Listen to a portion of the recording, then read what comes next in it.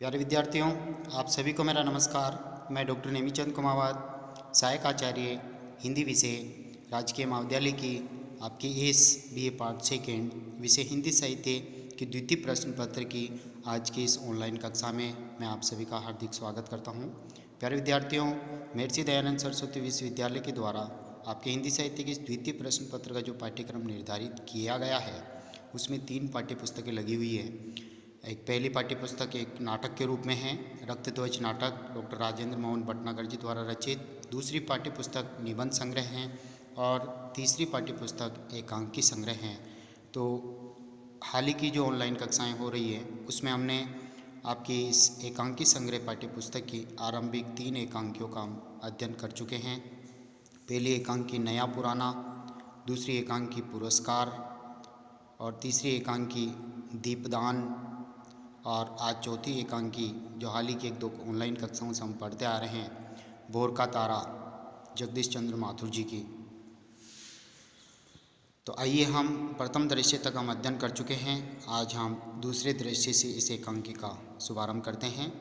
उज्जैनी में आर्य देवदत्त का एक भवन है जिसमें अब शेखर और छाया जो है देवदत्त की बहन है।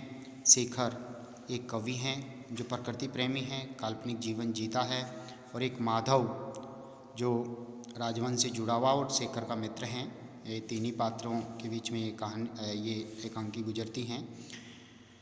कमरा सजा हुआ और साफ सुथरा है। दीवारों पर कुछ चित्र खींचे हुए हैं। कोने में धूपदान रखा हुआ है। सामने तख्त पर चटाई और लिखने पढ़ने का सामान है। बराबर में ही एक छोटी चौकी पर कुछ ग्रंथ रखे हुए हैं और ये ग्रंथ ये संकेत दे रहे हैं कि शेखर एक कवि हैं, एक लेखक हैं। दूसरी ओर एक पीढ़ा है बैठने का जिसके निकट मिट्टी की किंतु कलापूर्ण एक अंगीठी रखी हुई है। दीवार के एक भाग पर एक अलगनी है जिस पर कुछ धोतियाँ इत्यादि टंगी हुई हैं। छाया सौंदर्य की प्रतिमा, छाया का यहाँ पर थोड़ा परिचय दिया जा रहा है। वह सौंदर्य की प्रतिमा है, अनित्य सुंदरी हैं, चांचल्य चंचल स्वभाव हैं, उन्माद और गंभीरता का जिसमें स्त्री सुलभ सम्मिश्रण है, यानी सौंदर्य भी है, चंचलता भी है, उन्माद और गंभीरता। ये स्त्री जिसे सुलभ गुणों का सम्मिश्रण उसके व्यक्तित्व उसके चरित्र में है। गृह स्वामिनी होने के नाते कमरे की सब वस्तुएं ठीक ठीक स्थान पर संभाल कर रख रही है। यानी गृह स्वामिनी का तात्पर्य छाया एक तरह से शेखर की प्रेमिका है और यहाँ इस दूसरे दृश्य में उसकी शादी हो जाती है और गृह स्वामिनी में बन जाती हैं। तो घर को सुव्यवस्थित वे करती हैं, सभी वस्तुओं को करीने से सजा करके वे रखती हैं। साथ ही कुछ गुनगुनाती भी जाती हैं। जाड़ा होने के कारण यानी अत्यधिक ठंड होने के कारण तापने के लिए उसने अंगीठी में अग्नि प्रज्वलित कर दी हैं। कुछ देर बाद पीढ़े पर बैठकर वह अंगीठी को ठीक करती हैं। उसकी पीठ द्वार की ओर हैं और अपने कार्य और गान में इतनी संलग्न है कि उसे बाहर पैरों की आवाज़ सुनाई ही नहीं देती हैं। और एक गीत, प्यार की है क्या यह पहचान, प्यार की है क्या यह पहचान, चांदनी का पाकर नव स्पर्श, चमक उठते पत्ते नादान। पवन को परस सलील की लहर, पवन को परस यानी स्पर्श करके सलील की लहर, सलील यानी जल की लहर, नृत्य में हो जाती लयमान। सूर्य का सुन कोमल पदचाप, सूर्य का सुन कोमल पदचाप यानी सूर्य की किरणों का पदचाप पृथ्वी तल पर, फूट उठता चिड़ियों का गान, चिड़िया गुनगुनाने लगती हैं। तुम्हारी तो प्रिय केवल याद जगाती मेरे सोए प्राण, तुम्हारी तो प्रिय केवल याद जगाती मेरे सोए प्राण, प्यार की है क्या यह पहचान। धीरे से शेखर का प्रवेश होता है। कंधे और कमर पर ऊनी दुशाला है राजकीय शोभा की, बगल में ग्रंथ हैं और गले में फूलों की एक माला है। द्वार पर चुपचाप खड़ा होकर मुस्कुराते हुए छाया का वह गीत सुनता है।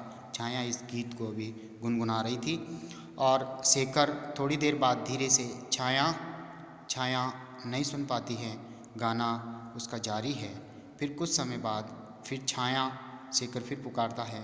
छाया चौंक कर खड़ी हो जाती, एक साथ मुख फेर कर, ओहे आप एक तरह से आ गए हैं। और शेखर तख्त की ओर बढ़ता हुआ, छाया तुम्हें एक कहानी मालूम है? छाया उत्सुकतापूर्वक, कौन सी कहानी?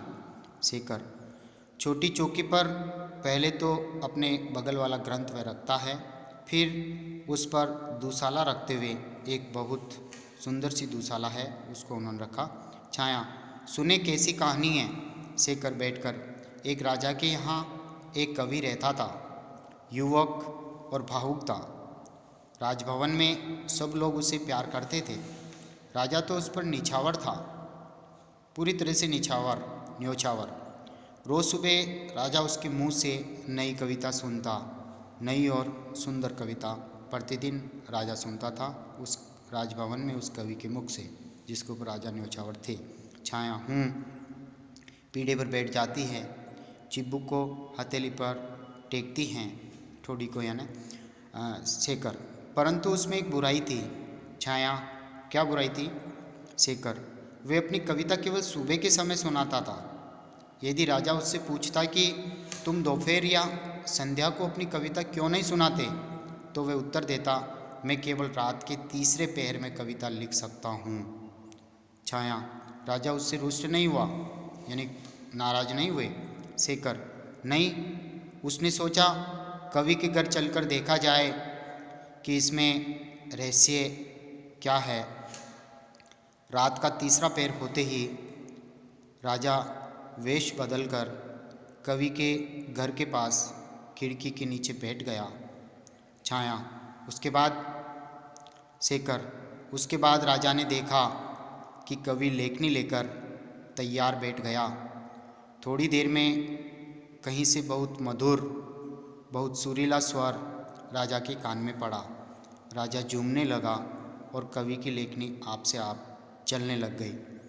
छाया, फिर? शेखर, फिर क्या? राजा महल को लौट आया और उसके बाद उसने कवि से कभी ये प्रश्न नहीं पूछा कि वह सुबह ही क्यों कविता सुनाता था, भला बताओ तो। क्यों नहीं पूछा? छाया, क्या बताऊं? शेखर, हाँ। छाया, राजा को ये मालूम हो गया कि उस नायिका के स्वर में ही कवि की कविता थी। और बताऊं? खड़ी हो जाती है। शेखर मुस्कुराते हुए, छाया तुम? छाया टोक टोक कर शीघ्रता और चंचलता के साथ, वे गायिका और कोई नहीं, उस कवि की पत्नी थी। और बताऊं? उस कवि को कहानी सुनाने का बहुत शौक था। झूठी कहानी? और बताऊं? उस कवि के बाल लंबे थे, कपड़े ढीले डाले, गले में उसके फूलों की माला थी, माथे पर, यानी पूरा हुलिया उसने बता दिया।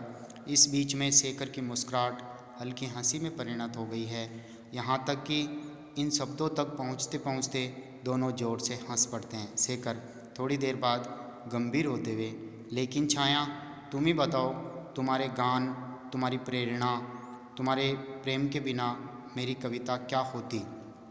तुम तो मेरी कविता हो, यानी कविता सृजन की प्रेरणा शेखर अपनी प्रेयसी, अपनी पत्नी छाया को मानता है। छाया बड़े गंभीर उल्हाने भरे स्वर में, प्रत्येक पुरुष के लिए स्त्री एक कविता है।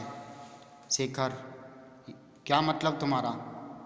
छाया, कविता तुम्हारे सुने दिलों में संगीत भरती है। कविता तुम्हारे सुने दिलों में संगीत भरती है। स्त्री भी तुम्हारे उबे हुए मन को बहलाती है। पुरुष जब जीवन की सूखी चट्टानों पर चढ़ता चढ़ता थक जाता है, तब सोचता है चलो थोड़ा मन बहलाव ही कर लें। स्त्री पर अपना सारा प्यार, अपने सारे अरमान निछावर कर देता है, मानो दुनिया में और कुछ हो ही नहीं। और उसके बाद जब चांदनी बीत जाती है, जब कविता भी नीरव हो जाती है, तब पुरुष को चट्टानें फिर बुलाती है और वह ऐसे भागता है मानो पिंजड़े से छूटा हुआ पंछी। और स्त्री के लिए फिर वही अंधेरा, फिर वही सूनापन। शेखर मंद स्वर में, छाया तुम मेरे साथ अन्याय कर रही हो। छाया, क्या एक दिन तुम मुझे भी ऐसे छोड़कर नहीं चले जाओगे? शेखर, लेकिन छाया मैं तुम्हें छोड़कर कहाँ जा सकता हूँ? छाया, मैं नहीं मान सकती। शेखर, सुनो तो, मेरे लिए तो जीवन में ऐसी सुख की चट्टानें थोड़ी ही हैं। मेरी कविता ही मेरी हरी भरी वाटिका है। मैं उसे प्यार करता हूँ क्योंकि मुझे उसमें सौंदर्य दिखता है। मैं तुम्हें प्यार करता हूँ क्योंकि मुझे तुम्हारे हृदय में सौंदर्य दिखता है। क्योंकि शेखर जो है वो सौंदर्य प्रेमी हैं और उसकी प्रेयसी छाया जो है वही उसकी कविता सृजन की प्रेरक हैं।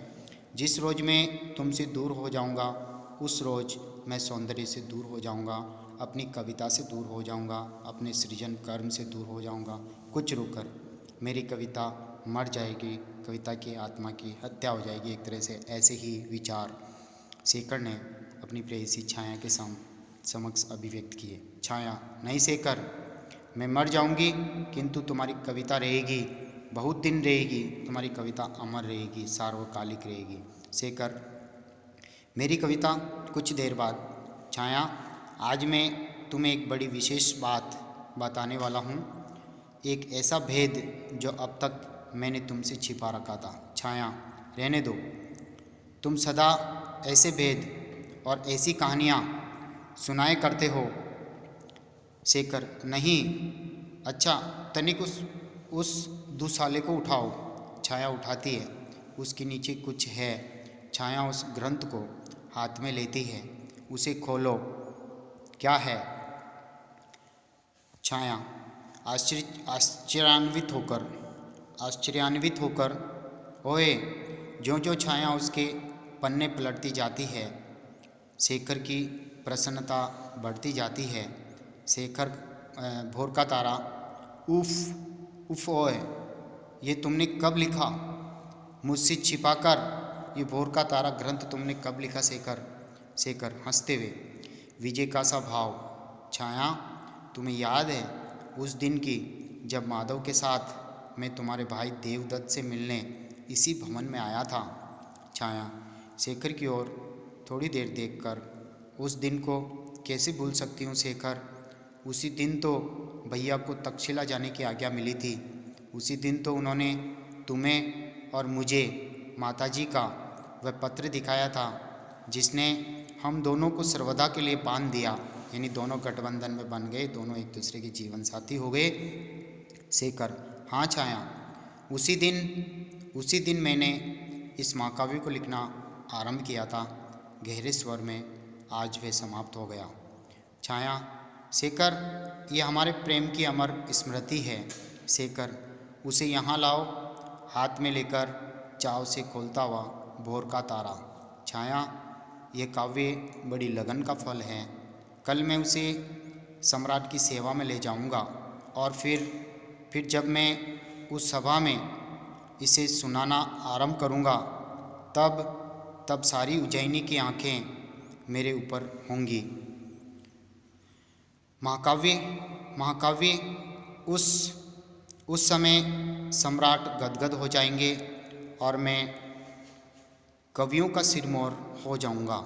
छाया, बरसों बाद दुनिया पढ़ेगी कवि कुल शिरोमणि शेखर कृत भोर का तारा। हाँ हाँ हाँ, विभोर हो जाता है। छाया उसकी ओर एकटक देख रही है। शेषा उसके चेहरे पर चिंता की रेखा खिंच जाती है। शेखर हंस पड़ता है। छाया, शेखर, वह हंसे जा रहा है। शेखर की दृष्टि उस पर पड़ती है। शेखर सहसा चुप होकर, क्यों छाया, क्या हुआ तुमको? छाया चिंतित स्वर में, शेखर, फिर चुप हो जाती है। शेखर, कहो। छाया, शेखर, तुम इसे संभाल कर रखोगे न? शेखर, बस इतनी सी बात है। छाया, मुझे डर लगता है कि कहीं ये नष्ट न हो जाए, कोई इसे चुरा न ले, और फिर तुम क्या करोगे? कहने का तात्पर्य, तुम्हारे द्वारा इस मेहनत से मेरे ऊपर अपने प्रेम की निशानी के रूप में ये काव्य जो आपने लिखा, कोई चुरा न ले, कोई नष्ट नहीं कर दे इसे। शेखर, हाँ हाँ हाँ हाँ पगली, ऐसा क्यों होने लगा? सोचने से ही डर गई। छाया छाया छाया छाया, तेरे लिए आज प्रसन्न होने का दिन है, बहुत प्रसन्न। इधर देखो छाया, हम लोग कितने सुखी हैं। और तुम जानती हो तुम कौन हो? तुम तो तक्षशिला के अधिपति देवदत्त की बहन और उज्जैनी के सबसे बड़े कवि शेखर की पत्नी हों, तक्षशिला का अधिपति और उज्जैनी का कवि हैं क्यों छाया। तो इस तरह से इन दोनों में ये चर्चा चलती है और छाया जो है इनके शेखर के द्वारा रचित उस ग्रंथ को लेकर के ये थोड़ी चिंतित होती हैं और उसको अंदेशा होता है कि ये ग्रंथ कहीं नष्ट न हो जाए। तो प्यारे विद्यार्थियों, आज की ऑनलाइन कक्षा को हम यहीं समाप्त करते हैं। अगली जो ऑनलाइन कक्षा होगी वो इसी पृष्ठ संख्या, आपकी पाठ्य पुस्तक की पृष्ठ संख्या 70 से हम इसे आरंभ करेंगे। आपसे आग्रह है कि YouTube चैनल पर अपलोड किए गए इन वीडियोज़ को जब आप देख करके अपनी पढ़ाई कर रहे हैं तो इन वीडियोज़ को आप लाइक ज़रूर करें और चैनल को सब्सक्राइब जरूर करें, क्योंकि सब्सक्राइब करने पर ही आपकी महाविद्यालय में ऑनलाइन उपस्थिति सुनिश्चित हो सकेगी। प्यारे विद्यार्थियों, आप सभी को बहुत बहुत धन्यवाद। जय हिंद, जय भारत।